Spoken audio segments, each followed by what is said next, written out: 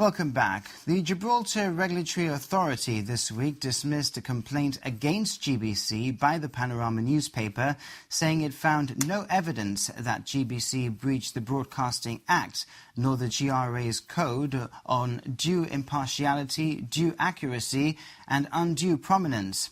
In its closure statement published on Wednesday, the GRA said that contrary to Panorama's claim, it found no evidence that GBC acted in a discriminatory manner. Last October, Panorama made a formal complaint to the GBC board, essentially because it didn't think GBC mentioned them often enough as a source in its news programs compared with other media. It claimed that by not doing so, GBC could be negatively affecting their livelihood. GBC referred Panorama's complaint to the independent regulator, the GRA, which accordingly began an investigation. Asked for a detailed statement in response to the complaint, GBC explained that despite Panorama's persistent publication of stories against it and some of its employees, even when these were unfounded or an exaggeration of the truth, the corporation had shown great restraint and had always been fair in its treatment of the newspaper. It highlighted numerous examples when GBC had credited Panorama and, conversely, many instances when Panorama had either ignored significant stories broken by GBC or failed to mention GBC as the source. After further submissions from Panorama and GBC, the GRA has now published its closure statement. In it, it says that from the information provided by both parties, it cannot find any evidence to suggest that GBC breached the section of the Broadcasting Act that deals with the presentation of news in an objective and impartial manner and without any expression of the broadcaster's own views. At Panorama's request that it examine the wider picture, the GRA also asked GBC about its procedures for determining when a story is newsworthy. In the closure statement, the GRA says it was satisfied with GBC's response and found that the broadcaster complied with the requirements of the Act. The authority notes that Panorama raised serious concerns about GBC's editorial judgment, but says it found no evidence to prove that GBC acted in a discriminatory manner, nor committed a breach of the Act or the Code. While highlighting that, as the sole public service broadcaster in Gibraltar, GBC has a duty to ensure the broadcast of news is made available to the whole community in an objective and impartial manner, the regulatory authority has dismissed Panorama's complaint. Meanwhile, when asked to comment on the statement, the Panorama said it was considering the matter before deciding what to do next. Residents of the South District formed an association to deal with their concerns over the government's traffic pilot scheme there. In a statement, the association says it was formed due to the number of people unhappy with the scheme and following a meeting on Monday. It will meet again at 8 in the evening next Monday at the Senior Citizens Club. The association is inviting any South District resident to attend, saying this is the only way your voice can be heard. The Mental Welfare Society this week highlighted a number of issues it believes still need to be addressed locally in the provision of care for those suffering from mental illnesses. One of Gibraltar's earliest registered charities, the Society has been relaunched and has been gathering information and feedback from the public since last year. It now aims to meet with different groups and individuals to discuss how best to move forward. Cristina Cortés asked Conchita Triay and Mark Montovio about the Society's purpose. Well, now we're hoping, we've wanted to know how people feel, how people who have mental health issues or have had them, or the families of people who have these problems feel about the present facilities that are available, whether in the actual hospital or in the community. And we want to try to address these problems. And what's the process by which you've sort of gathered information for these latest findings? How many people have responded? We've had a number of ways in which we did that, basically we asked people generally through the media, to come and see us, to talk to us. A lot of people weren't happy, although we did call a public meeting. There are a lot of people who are not happy to go to public meetings, so we did, Conchita and I and other colleagues went to see people at home. We had people coming to the meeting. We had people, sending emails that were anonymous. We had people, professionals who actually passed on comments.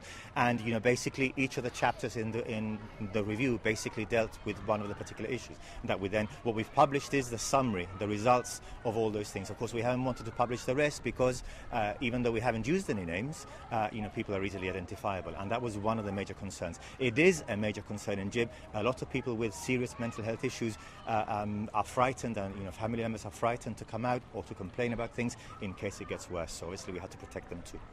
How would you define the main issues that have been raised? I think the main issues, and of course one of the things that has improved a lot now, obviously with Ocean Views, that is a big step.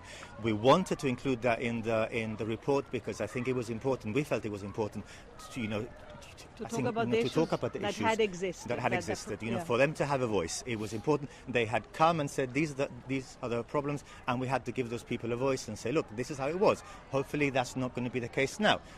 We are now awaiting a new Mental Health Act and all sorts of other developments that I know government are working on. But one of the biggest problems is what happens before KG5 or Ocean Views now and afterwards. What happens to people who are still vulnerable, who have issues, who have problems. There really is nothing for them. What areas in particular would the society like to see improved? Well, I think one of the things we've spoken about in our summary is an emergency crisis intervention. That's something that there is a clear procedure that exists, that if anybody is having a crisis of this nature, that they or a family member knows exactly who they have to get in touch with in order for the necessary process to be implemented. We have had people from the public express concerns that this has not been the case from their experience. So this is something we need to do. We also talk about supported housing. There are quite a number of individuals in the community who, when they leave, or when they might have spent time in KG5 or perhaps are in and out over a period of years, and then when they come out, they live on their own in sort of rent-free accommodation or situations like that, but basically they are on their own. They live very lonely lives. They spend their lives just wandering about. They have no kind of emotional support, no kind of stability in their lives, and very often, more often than not, they end up in the past in KG5. So we would like to change that. We would like, as Mark says, to have supported housing, but also to have a program that goes on. If somebody ends up because of circumstances in Ocean Views now, we would hope that they would be given the kind of program, the kind of training or the kind of support that would enable them to then go out into the community and live in a more stable way, and in a way which would allow them to enjoy a fuller life rather than just be given medication, which seems to be what happens a lot of the time. Meanwhile, draft legislation has been published that proposed giving people suffering mental health problems improved rights and remedies. The new mental health bill is published as a command paper and will replace legislation that the government says is outdated and no longer represents best practice. The government has released new statistics that suggest recycling is on an increase locally. Compared to 2012, Gibraltarians recycled 24% more glass in 2013, 12% more plastic and cans, and a full 280% more paper and cardboard. The Department of the Environment has acknowledged that recycling bins are sometimes full, and as a result, there are plans to empty them more regularly and also to deploy more recycling bins, including roving recycling units that Master Services will move around Gibraltar on 2-week cycles. Jonathan Scott spoke to the Environment Minister, Dr. John Cortes. There's been a tremendous increase in the amount of recycling in Gibraltar. Paper and cardboard, for example, was up 280% from 2013 to 2014. We are moving on permanent recycling points around Gibraltar to increase the number, but this was a good alternative, and it also can bring recycling points closer to your home. So we're going to have 2 units, one on either end of town, and also a roving unit which will go to different points of Gibraltar in a 2-week cycle to encourage people in different estates and different areas to be able to recycle and not have to go as far as they have to now. It's also encouraging people to recycle materials which hitherto haven't been that easy to recycle locally. That's right. It's actually labelling the areas, particularly the smaller things which maybe you just chuck in the bin because it's comfortable. In this way, because you know it's going to come to a place near you soon, you can perhaps store them for a couple of weeks and then go and put them in the proper unit. So we think that this will help us increase the amount of recycling. We have an EU target of 50% by 2020. We've got a long way to go, but I think people are actually helping, and hopefully this will improve it.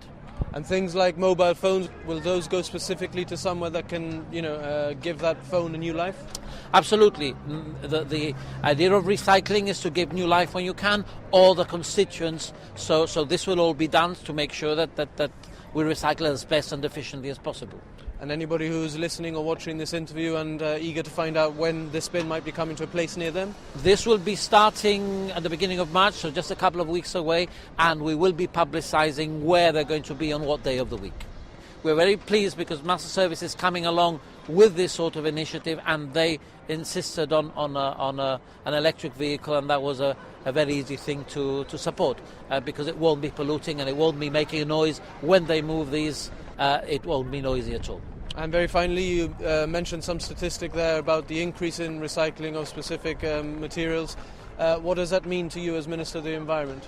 Well, considering that until 2012 you couldn't recycle paper and cardboard or Tetra brick and so on in Gibraltar, to me the fact that 2 years later we're increasing already by something in that particular area of 280%, in others 12 or 24%, that to me is great. It means that we are doing something for the environment and that the community is supporting it, and what more can I ask? And that's all for News Review. For more, you can head over to our website, gbc.gi/news, and you can also find us on Twitter and Facebook as well. Thank you very much for watching. From the team, good night.